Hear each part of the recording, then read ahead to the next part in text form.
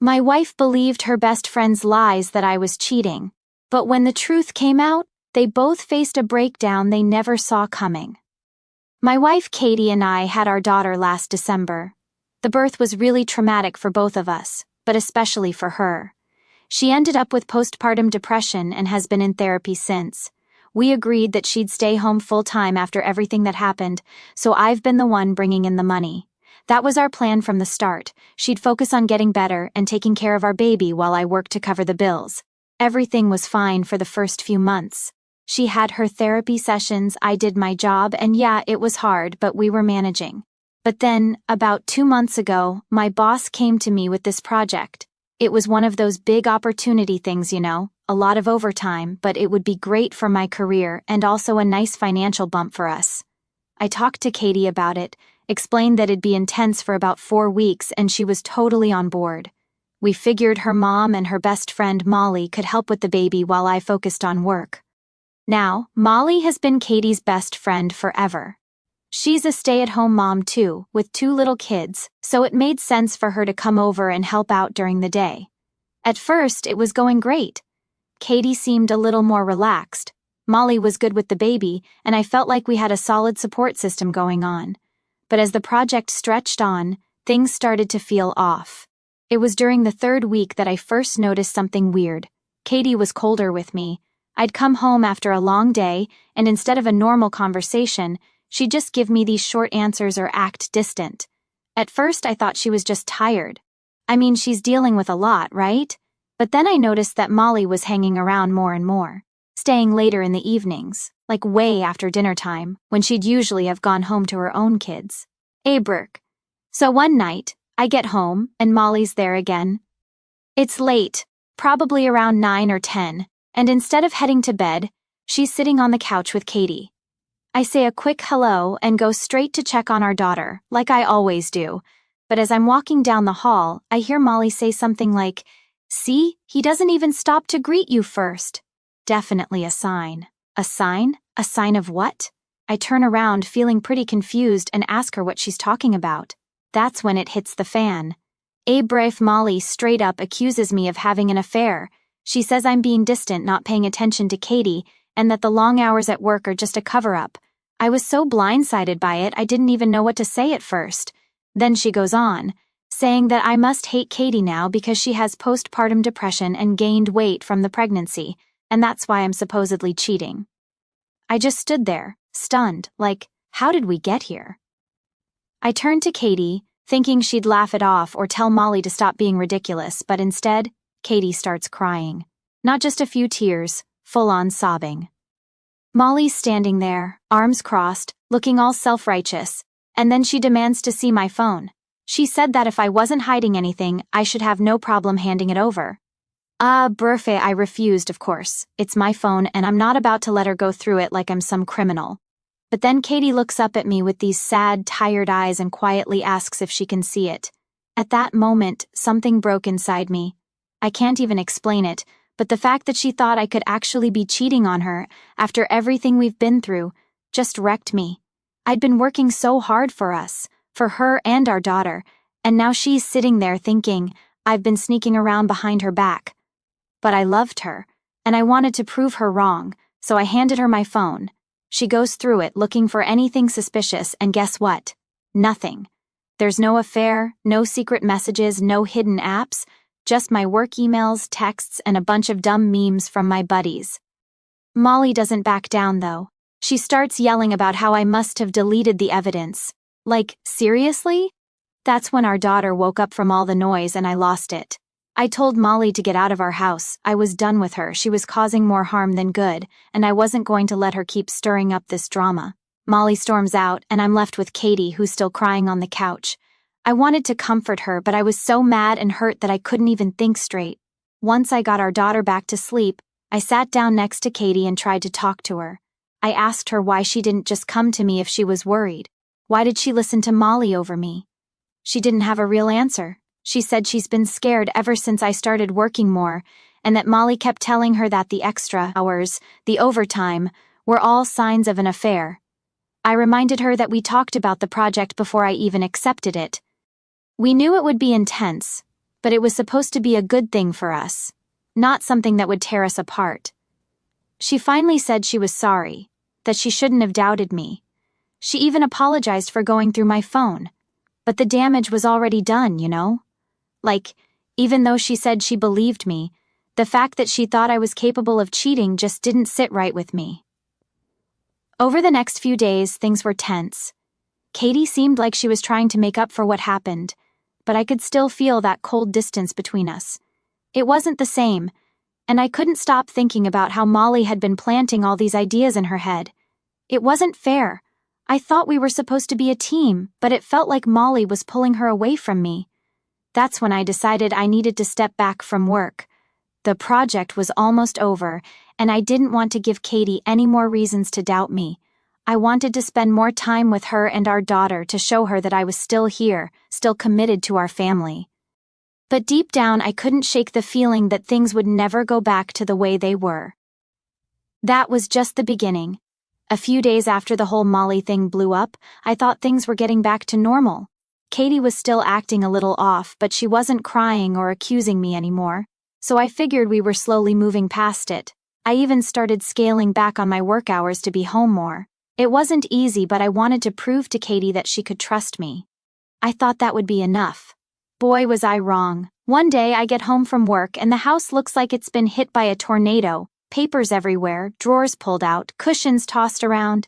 It's like someone ransacked the place. The first thing that hit me was panic, thinking we'd been robbed or something. I shout out for Katie, but there's no answer. Then I hear our daughter crying from her room. When I walk in, she's in her crib, crying her little heart out, and no Katie, no note, nothing. Just a wrecked house and my baby girl totally alone. My mind's racing at this point. I call Katie's phone, but it goes straight to voicemail. I'm trying not to freak out, but I'm freaking out. Did something happen to her? Did she get hurt? I don't even know what to think. I start calling around, her parents, her friends, anyone who might know where she is. No one's seen her. Now I'm really worried, so I call my mom, asking if she can come over and watch our daughter while I try to figure out what the hell is going on. Before my mom can even get to the house, Katie walks in, with Molly driving her. I see the car pull up through the window, and I instantly feel a mix of relief and anger. Molly doesn't come in, which I'm honestly thankful for, but Katie walks through the door, eyes red, clearly upset, but not saying a word.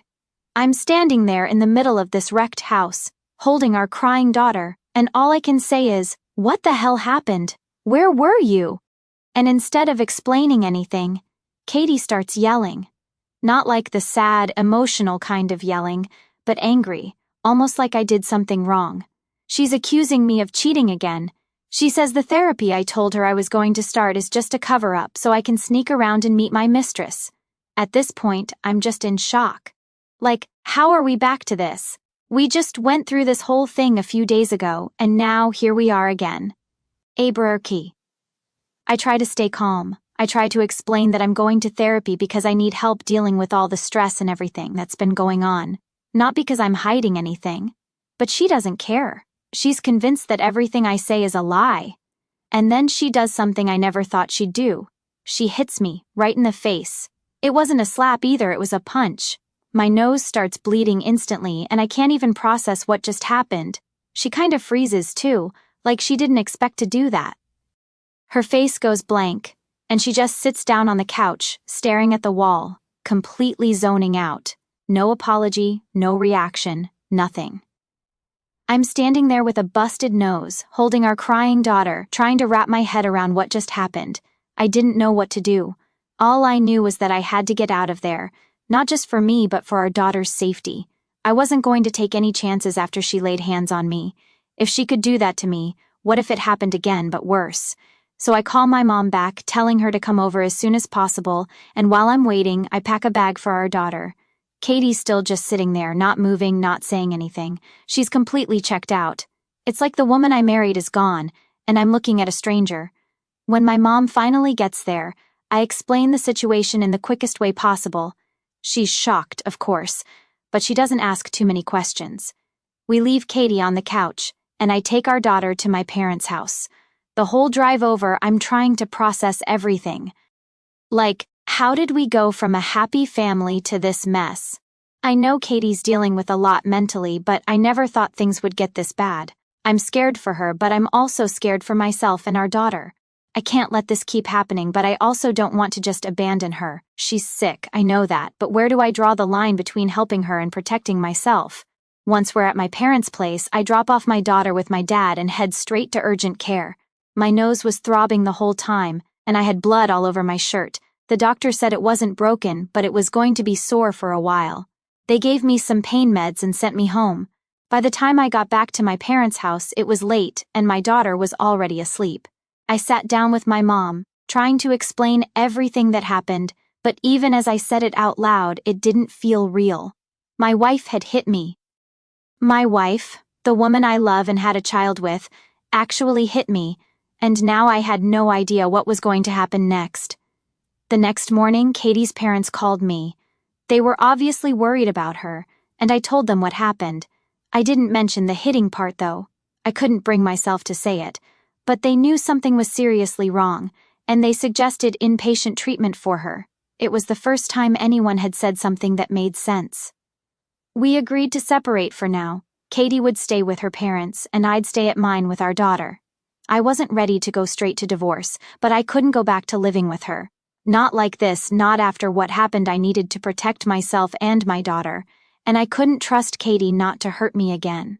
That night, lying in bed at my parents' house, I realized I needed to do more than just wait for things to get better. I needed to take action to make sure I was legally protected if things went south. I started documenting everything: the ransacked house, the accusations, the hitting. I didn't want to think about a custody battle, but at the same time, I couldn't ignore that it might be coming. My heart was broken. I love Katie, but this wasn't her anymore. This was something else, something dark and messed up that had taken over. And as much as I wanted to believe she'd get better, I had to face the reality that she might not. So I did the only thing I could do. I kept my distance, prayed for her to get help, and made sure my daughter and I were safe. So, after that night, I moved in with my parents, like I said. It wasn't easy. Every day I was thinking about what the hell had gone wrong in my marriage. Katie and I had always been close, and now it felt like I didn't know her anymore. I was trying to focus on my daughter, but it was hard with everything going on. The house, the accusations, the fact that she hit me. It was all just too much. A few days go by, and I haven't heard much from Katie. Her parents were doing their best to get her some help, but they were worried too. They didn't know how to handle this any more than I did. My mind was going back and forth, trying to figure out if there was a way to save my marriage. Maybe if Katie got the right treatment, she could come back from this. But the longer I thought about it, the more I realized that I needed to protect my daughter. That had to be my priority. One night, maybe 4 or 5 days after I moved out, I'm just sitting at my parents' house playing with my daughter, when I get a call from Katie's dad. He says Katie's been asking to see our daughter. They were trying to get her into inpatient treatment, but she was refusing. Apparently she was insisting that she could still be a good mom and that this was all my fault. I didn't know what to say to that. Part of me wanted to let her see our daughter, but another part of me was terrified. I mean, she left her alone before and she hit me. I wasn't sure if it was safe. Katie's dad told me that she wasn't doing well, and he was worried about her mental health. He asked if maybe she could see our daughter with him and Katie's mom supervising. I agreed, but only if it was in a controlled environment. I wasn't going to let her be alone with our baby, not after everything that had happened, so we set up a visit at her parents' house. The whole drive over, I had this sinking feeling in my stomach. I didn't know what to expect. Ray. When I got there, Katie was sitting in the living room looking, well, she looked bad. Her hair was a mess, her eyes were swollen like she'd been crying for days, and she was just staring at the floor. She didn't even look up when I came in with our daughter. Katie's mom tried to make things feel normal, like it was just a regular visit, but it was so awkward. I sat on the other side of the room holding our daughter while Katie's parents tried to get her to talk. She didn't say much, just a few words here and there, mostly about how she missed our daughter and how this was all my fault. I could see her mom getting uncomfortable, but she didn't say anything. They were obviously walking on eggshells around Katie. The visit was only about an hour, but it felt like forever. I was relieved when it was over. Katie barely interacted with our daughter at all. She just kept staring at her and then back at me like I was the enemy. I tried to talk to her, to ask if she was going to get help, but she just ignored me. Her dad finally stepped in and said it was time to wrap things up, and I was out of there as fast as I could. On the way back home, my phone buzzes. It's a text from Katie. She's angry again, accusing me of turning our daughter against her, saying I was keeping her away on purpose. I didn't even respond. I couldn't. There was no reasoning with her at this point. Every time I tried to explain myself, it just made things worse. Then, a couple of nights later, something crazy happens. It's late, probably around midnight, and I'm about to head to bed when I hear a knock at the door. My heart sinks because I've got a bad feeling about who it could be. I peek through the window, and sure enough, it's Katie, standing there looking frantic, with Molly by her side. I open the door just a crack and ask what's going on. Katie starts yelling, saying she wants to take our daughter, that she's her mother and has every right to have her back.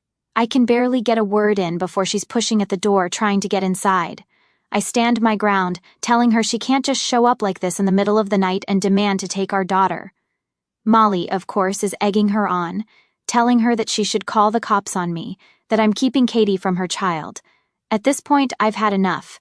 I tell both of them that they need to leave before I call the police myself. Katie's still trying to push her way in, and Molly's standing there throwing accusations at me like she's some kind of lawyer. Finally, my dad comes to the door. He's a calm guy, but when he saw what was happening, he stepped in and told them to leave. He was polite but firm, and that seemed to finally get through to them. Katie backs off, and Molly, for once, doesn't say anything. They leave, but not before Katie screams at me that this isn't over. After they left, I just stood there, trying to process what had just happened. I mean, who shows up in the middle of the night like that, demanding to take a baby? I knew right then and there that I needed to take more drastic steps. Katie wasn't in her right mind, and as much as I didn't want to escalate things, I had to protect my daughter. The next morning, I made some calls and started looking into getting a restraining order. I never thought my life would turn into this. Just a few months ago, Katie and I were a happy family. We had a beautiful baby girl, and now everything's falling apart. I don't know what's going to happen next, but I do know one thing. I have to keep my daughter safe, no matter what, even if that means keeping her away from her own mother. So, after that late-night showdown with Katie and Molly, I knew things were just getting worse. I started the process to get a restraining order. I didn't want to, but I felt like I didn't have a choice anymore. Katie's mental state wasn't stable, and I couldn't risk her showing up at my parents' house in the middle of the night again, demanding to take our daughter. A few days go by, and things are mostly quiet. I wasn't hearing much from Katie or her parents, and I was trying to keep it that way. I was focused on taking care of my daughter and just keeping some kind of normalcy in my life. Then, out of nowhere, I get a call from Katie's mom. She sounds panicked, which immediately puts me on edge. She says Katie's been getting worse, that she's refusing to eat, refusing to talk to anyone, and just sits in her room all day. I ask if she's been to the hospital yet, and her mom says they've tried, but Katie's refusing any kind of help. Now she's asking for our daughter again, saying that seeing her will fix everything. Hearing that made my stomach drop. I told her mom straight up that I couldn't let Katie see our daughter right now, not in the state she was in. Her mom understood, but she was clearly desperate. She started crying on the phone, telling me she didn't know what else to do. I felt awful, but I had to stick to my guns. Our daughter's safety was my #1 priority. Not long after that, I get a knock on my door. I wasn't expecting anyone, so I peek through the window, and it's Molly. Yep, her again. She's standing there with this smug look on her face, like she knows something I don't. I open the door just enough to talk but don't invite her in. I wasn't in the mood for whatever game she was playing. Before I can even say anything, she starts talking. She says Katie's been telling her all about how I'm keeping her baby from her and that she's going to take action if I don't let her see our daughter soon. I tell Molly that Katie isn't well right now and that it's not safe for our daughter to be around her. Molly smirks and says, she's still her mother, and a mother has rights. You don't want this to go to court, do you? I was so pissed off at this point, but I kept my cool. I told her that Katie's mental health is the main concern, and that's why I can't let her see our daughter until she gets help. Molly gives me this nasty grin and says, maybe it's you who needs help. I bet a judge would love to hear about how you've been handling things. That's when I shut the door in her face. I wasn't going to entertain her manipulations anymore. I knew Molly was just trying to get under my skin, and I wasn't falling for it. But I couldn't shake the feeling that she wasn't bluffing about going to court. A few days later, I get another call, but this time it's from Katie herself. Her voice is shaky, and she's crying. She says she's sorry for everything, that she knows she's been acting crazy, and she just wants to make things right. I'll be honest, part of me wanted to believe her. I wanted to believe that she was finally realizing she needed help and that we could fix things. But deep down, I didn't trust it. The way things had escalated, it just didn't seem like something she'd come to on her own. It felt like another manipulation. Still, I told her I was glad she was apologizing and asked if she was ready to go to the hospital. That's when the conversation flipped. She started crying harder and saying she didn't need a hospital, she just needed our daughter, that our daughter would make everything better. She even said that once she had her back, I could move back in, and we could be a family again. It was like everything came crashing down in that moment. I realized she didn't want help, she just wanted to control the situation, and our daughter was her way of doing that. I told her I couldn't let her see our daughter right now, and that she needed professional help. And then she lost it. She started screaming at me over the phone, saying I was stealing her child, that I was turning everyone against her, and that I was a terrible father. I tried to calm her down, but it was useless. She was completely out of control. I hung up the phone feeling a mix of anger, sadness, and just plain exhaustion. How did it get this bad? How did we go from a happy family to this disaster? The next day, I got a call from Katie's dad. He told me they were finally taking her to the hospital. Apparently, after that phone call with me, she had another breakdown, and they had no choice but to admit her. I didn't know if I should feel relieved or guilty. I didn't want her to suffer, but I knew this was the only way she'd get better. A few days passed, and things were quiet again. Katie was in the hospital, getting the help she needed. I was finally starting to feel like maybe things were going to settle down. Maybe we could all heal from this. But then, just when I thought things were calming down, I got hit with something I didn't expect at all. Katie's parents called me again, but this time it wasn't to give me an update on her condition. It was to tell me that Molly had filed a restraining order against me. I couldn't believe it. After everything she'd done, manipulating Katie, trying to break up our family, now she was turning the tables and making me the villain. Apparently, Molly claimed I had been emotionally abusive toward Katie, and that I was a danger to both Katie and our daughter. It was all complete nonsense, but the fact that she'd gone to this length was insane to me. I didn't know what she hoped to gain from it, but it was clear she wasn't done messing with my life. Now I'm not only dealing with my wife's mental health crisis, but I'm also fighting off false accusations from her manipulative best friend. It feels like everything's spiraling out of control, and I don't know what's coming next. So, after the whole restraining order thing from Molly, I was honestly in shock. I couldn't believe she'd stooped that low. I mean, I was the one trying to keep everything together while my wife was going through her mental health crisis, and now I'm the one getting accused of being emotionally abusive? It was like something out of a nightmare, and I was living it. I knew the restraining order was bogus, but the fact that she even filed it threw me off completely. I had to lawyer up and fight it, which was just another thing to add to the list of crap I was already dealing with. I spent days preparing with my lawyer, gathering evidence to show the court that Molly was the one manipulating Katie, not me. I had texts, emails, everything. But still, I couldn't shake this feeling of dread. What if they believed her? What if this whole thing turned against me? Anyway, the court date came up pretty fast. I walked into that courtroom feeling like I was on trial for something I didn't even do. Molly was there, all smug, like she had already won. Katie's parents were there too, sitting behind her, which hurt even more. I knew they were struggling with everything that had happened, but seeing them take Molly's side, that stung. The judge starts off by letting Molly talk. She goes into this whole dramatic story about how I've been emotionally abusive to Katie, how I've isolated her from her friends, also known as Molly, and how I'm keeping her daughter away from her. It was ridiculous, but she said it with such confidence that I could see a couple of people in the courtroom buying into it. I sat there, grinding my teeth, trying to keep my cool. Ibra. Then it was my turn. My lawyer went through everything, the texts, the emails, the timeline of events. We showed how Molly had been interfering in my marriage, how she'd convinced Katie I was cheating, how she'd escalated things to the point where Katie had a mental breakdown.